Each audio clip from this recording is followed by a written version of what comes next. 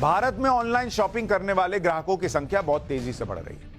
बड़े बड़े international brands अब शोरूम के बजाय ऑनलाइन डिलीवरी पर ज्यादा फोकस कर रहे हैं। इसलिए इस सेक्टर में रोबोट्स की मांग भी बढ़ रही है। पैकेजिंग में तो आपने इंसानों की नौकरी खाने वाले रोबोट्स देख लिए। डिलीवरी सेक्टर में आने वाले संकट के बारे में भी बताता हूं। जो लोग सोच रहे हैं कि अरे डिलीवरी तो हम ही ना करने जाएंगे, और कौन करेगा।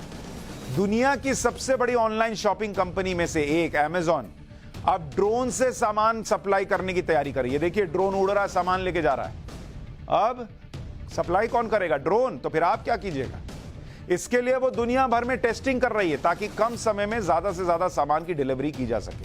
ये ड्रोन्स वेयर हाउस से सामान लेकर उड़ेंगे और घर तक डिलीवरी करके आएंगे। सोचिए, अगर जिस दिन भारत में ये काम शुरू हो गया उस दिन डिलीवरी बॉयज की नौकरी पर संकट आ जाएगा।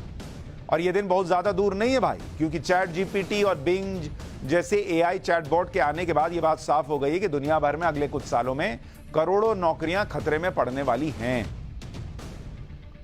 ऑक्सफोर्ड की एक रिसर्च कहती है कि अगले 10 साल यानी 2033 तक आर्टिफिशियल इंटेलिजेंस अलग अलग सेक्टर में करीब 8.5 करोड़ नौकरी खा जाएगा। जैसे मैंने आपको पहले बताया था कि अगर आप देखिएगा कि एआई नौकरी किसकी किसकी खा सकता है। जो लोग सोच रहे हैं ये तो सिर्फ कुछ चीजों से जुड़ा हुआ मामला है, एआई नौकरी खाएगा, इसको लेकर रिपोर्ट कहती है, जानकारी कहती है, रिसर्च कहती है कि जो कैशियर होते हैं 63% कैशियर्स की नौकरी कौन खा सकता है? AI, artificial intelligence. Driver 51% drivers की नौकरी खा सकता है आर्टिफिशियल इंटेलिजेंस। भाई ऐसी सी गाड़ियां बन रही हैं, ड्राइवरलेस कार बन रही है, जरूरत ही नहीं है ड्राइवर की, फिर आप क्या कीजिएगा? ट्रांसलेटर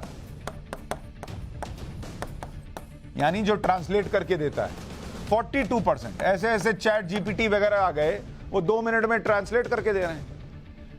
क्लीनर जो सफाई करते हैं उनकी नौकरी पर खतरा है, 21% क्लीनर्स की नौकरी जा सकती है।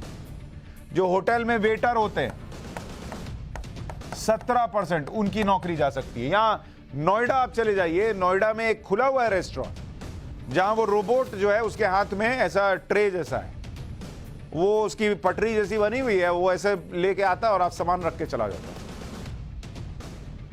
तो ये इस तरह की हालत है। जिन लोगों को इस बात पर भरोसा नहीं हो रहा उन्हें मैं एक ड्राइवरलेस रोबो टैक्सी दिखा देता हूं।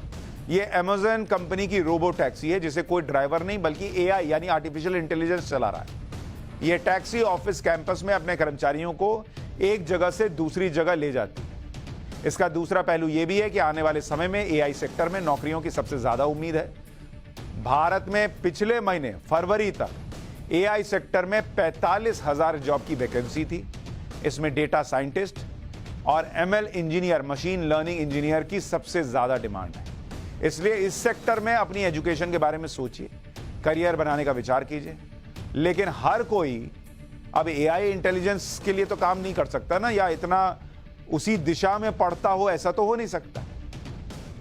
तो एक खतरा है जो आने वाले वक्त में लोगों की सहूलियत बढ़ाएगा तो कईयों की नौकरी भी खा सकता है। ये एक टेंशन हो रही है।